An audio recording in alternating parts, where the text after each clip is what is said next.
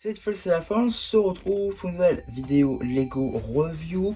Aujourd'hui dans la gamme Ninjago Dragon Rising saison 3 partie 2 du set 71843, le robot dragonnier de Rogue, sorti donc le 1er juin 2025 au prix public de 69,99 €, un peu cher, et donc portant 584 pièces. Alors effectivement, on va revenir très rapidement sur le prix. Du coup, c'est vrai que 69,99 €, ça va être un peu cher. Mais bon, on va argumenter un petit peu en commençant tout d'abord par les mini-figurines. Juste ici, vous avez la mini-figurine de Rogue, qui est une mini-figurine exclusive à ce set.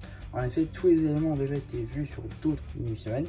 Néanmoins, dans cette configuration, elle est exclusive, car oui, il manque l'épaulette dans ce set. Sinon, avec l'épaulette, on peut la retrouver notamment dans le Bounty ou encore le village de la tempête draconique. Donc tout ça a déjà été vu, comme j'ai dit, le chapeau, moule de janvier 2025. Nouvelle expression faciale pour Jay, ça c'est très cool, toujours janvier 2025. Foulard en Earth Blue juste ici, nouveauté 2015.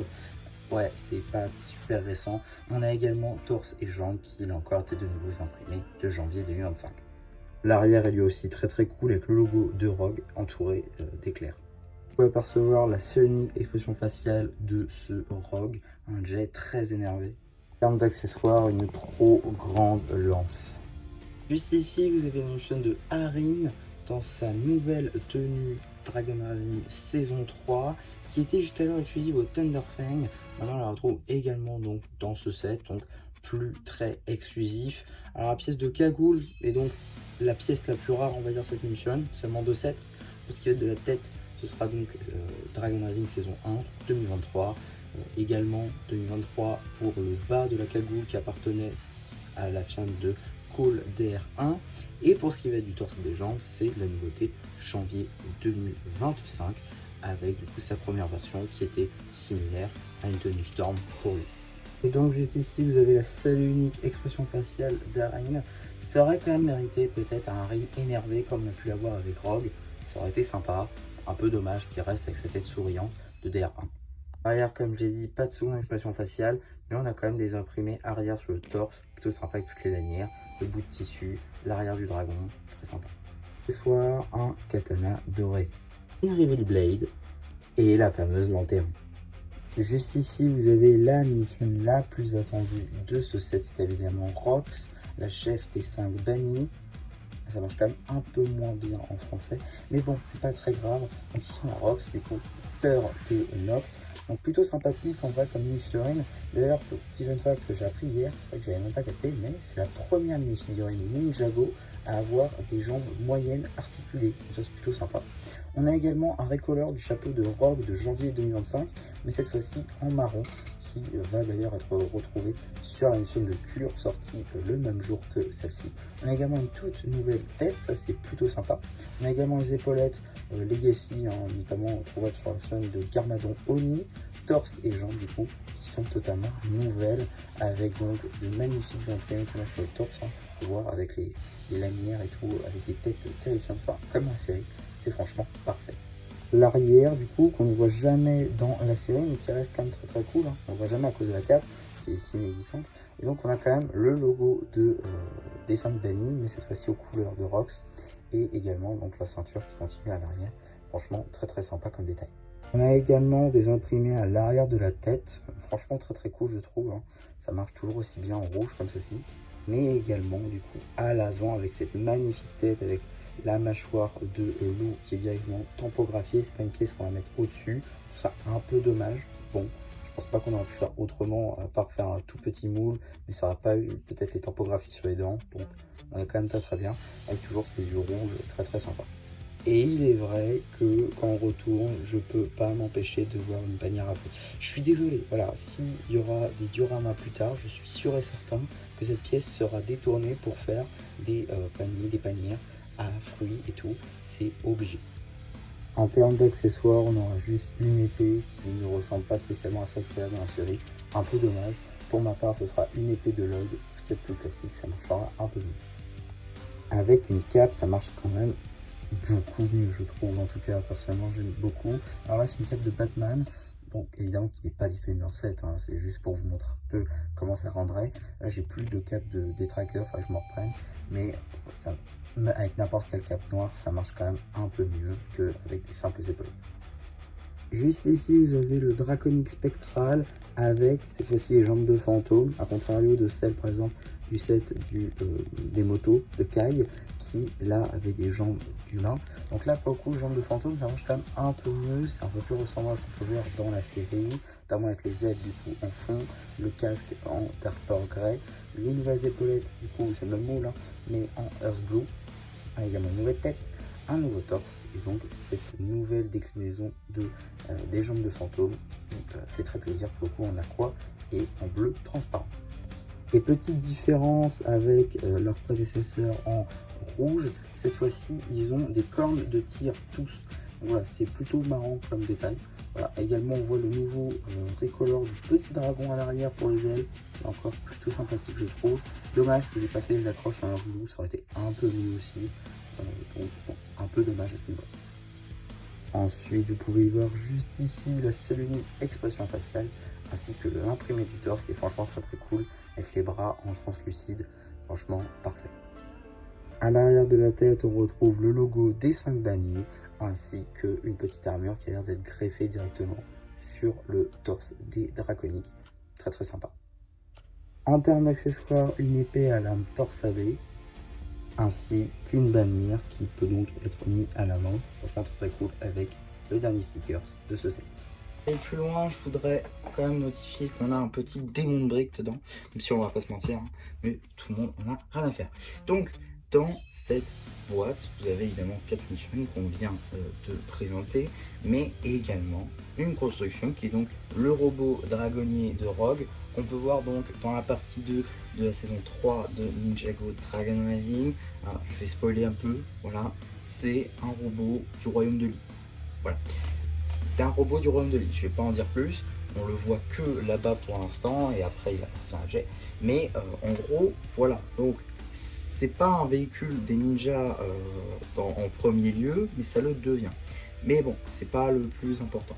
Donc petite construction qui pour le coup est un peu petite en vrai. Je l'imaginais un peu plus grande et c'est vrai que finalement ça se fait assez rapidement quoi. En 4 sachets c'est fait. Vraiment 4 sachets pour le robot, ouais, c'est vrai que c'est un peu dommage. Alors, 4 sachets seulement pour la partie dragon. Le robot en lui-même, il fait 2 sachets. Bon, 6 sachets pour 70 €, ça fait un peu plus de 10 € le sachet. Ça commence à être un peu cher, je trouve. Mais bon, on a quand même quelques petites choses plutôt sympathiques. Tout d'abord, les 2 rotules juste ici qui maintenant sont assez communes, mais qui rajoutent de la stabilité, comme à chaque fois, au robot, ce qui est, je trouve, assez intéressant. On a également, juste ici, je vais prendre ma flèche si je la trouve, on a donc les nouvelles pièces de griffe, nouvelles de 2023, mais qui font leur retour, qui étaient d'ores et déjà présentes notamment sur le set de Giro, qui, on va pas se mentir, hein, a une très très grande influence sur ce set, puisque on est sur un robot type Raptor, ça a été beaucoup dit, c'est-à-dire que c'est un robot, un dragon plutôt, qui se tient sur 2 pattes, comme Giro le fait. Donc voilà, pour prendre inspiration de ce côté-là. On a la même construction de l'autre côté avec des pièces boucliers pour la décoration, ça c'est plutôt cool, des grilles un peu partout. Ces pièces-là de la gamme vidéo, plutôt intéressant de les revoir ici. Plutôt cool. On a également un petit stickers juste là, de type un peu ferraille, quoi, pour faire vraiment le détail du robot. On a également des ailes en plastique souple, très fin. Voilà, un peu comme sur Thunderfang si on veut, c'est le même type de plastique. On a également des petits propulseurs juste là, des petites pattes qui font très Raptor, avec deux griffes dessus, très très cool. Et également, quelque chose qui est très très cool, c'est la pièce de tête juste ici, qui est le même moule que sur la tête de Giro, mais avec une déclinaison en blanche cette fois-ci au lieu du bleu. Également une mâchoire grise qui va être très très sympathique, je pense, pour les futurs sets. On a également ces nouvelles pièces là, nouveau moule donc en jaune transparent juste ici pour représenter l'éclair. Alors il y a beaucoup de déclinaisons, notamment du rose, notamment de l'aqua et du doré également. Donc voilà, c'est un nouveau moule là de cette année, de juin plus particulièrement, mais qui a déjà eu droit à pas mal de couleurs, donc ça c'est plutôt sympa. On a également juste ici, ça je l'ai pas dit, mais les pièces de 2021 comme ceci pour les petites griffes sur les côtés des ailes. plutôt sympa. On a d'autres stickers type mécanique juste ici pour les sorties d'air. Donc la mâchoire, c'est vrai que je ne l'ai pas dit, mais qui s'ouvre. Voilà. Alors la partie basse ne peut pas s'ouvrir.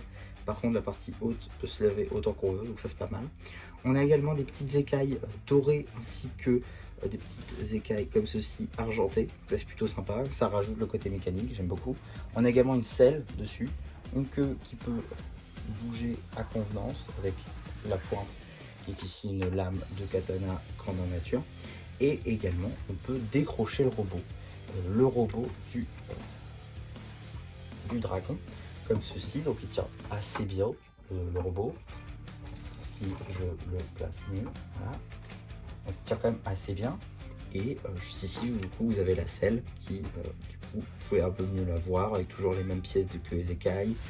L'assise qui est donc effective puisque c'est grâce aux accroches juste ici et les autres accroches qui sont sous le robot qui permettent de clipser.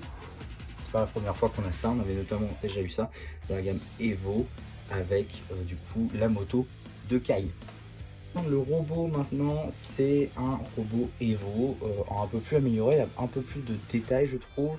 On retrouve également les couleurs de Rogue, c'est-à-dire du Dark Blue, du Tan, du Doré et du Dark Tan. Plutôt cool. On retrouve également les petites chaussures japonaises juste ici sur des robots qui étaient déjà le cas sur le robot équipe ninja de Lloyd et Erin de DR1. Plutôt cool de revoir ça ici. On a également, c'est plus un problème de stabilité. On a également là une sorte de petite cape, on va dire, petite épaulette pour notre robot Evo. Juste ici, comme ceci. C'est plutôt cool en vrai, c'est une nouvelle pièce du coup. Une nouvelle pièce toujours sur plastique fin. On a également juste ici une petite accroche pour l'arme de Rogue. Petit stickers juste là avec le logo de Rogue. Également petit cœur pour le robot Evo. Également le cockpit, on peut éclipser Rogue. On a également un petit stickers juste là avec un petit dragon qui attaque, qui fait beaucoup penser je trouve au fanion Evo, sur un manche d'ailleurs dragon. On a également une lance juste ici avec une lanterne en son bout, plutôt sympa d'ailleurs, comme petit détail qui vient se clipser directement à la lame. Voilà. Donc, après le reste de la structure plutôt est on va dire plutôt commune, il n'y a pas de pièces qui changent beaucoup ou qui sont peu communes du coup. Donc voilà, globalement c'est un bon ensemble je dirais. Clairement le dragon tout seul marche bien, mais chevauché par un mini robot, ça marche quand même un peu mieux, je trouve en tout cas. Ça marche bien en fait ensemble. Et je vais quand même réussir à éclipser, ce serait un peu mieux. Bon, par contre pour le mettre dessus, c'est vrai que c'est un peu galère. Sans les ailes c'est bien, mais avec les ailes ça commence à être un peu galère. Mais bon, on va réussir, hein, et on n'y touchera plus.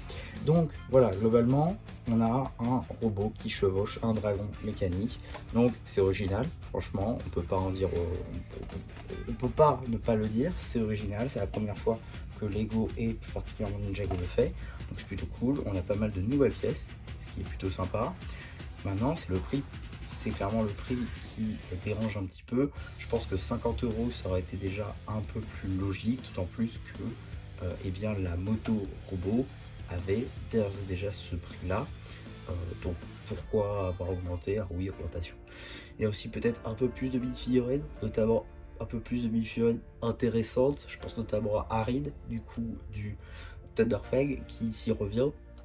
Donc plutôt cool. Également Rox qui est exclusive, donc ça forcément ça va jouer sur le prix puisque c'est un personnage qui est apprécié, donc forcément ils vont se dire on va mettre un peu plus, comme ça on va avoir un peu plus. C'est logique, on peut pas leur en vouloir, mais quand même 70 € c'est peut-être un peu cher.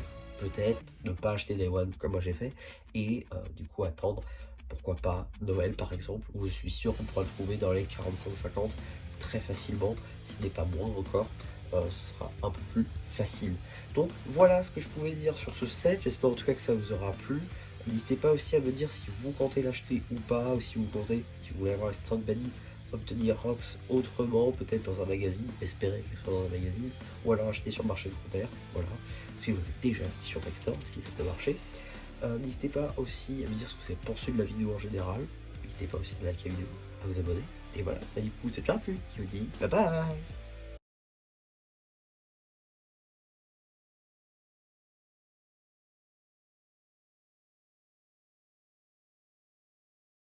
fais en scène post-générique parce que j'ai oublié d'en parler avant, mais j'ai encore eu des sachets plastiques, que des sachets plastiques. Donc je me demande est-ce que ça fait son retour ou alors est-ce que j'ai eu que des boîtes à barricades. Ce qui n'est pas impossible, parce que j'ai vu qu'aux États-Unis, ils n'avaient pas de sachets papier encore, donc c'est pas impossible.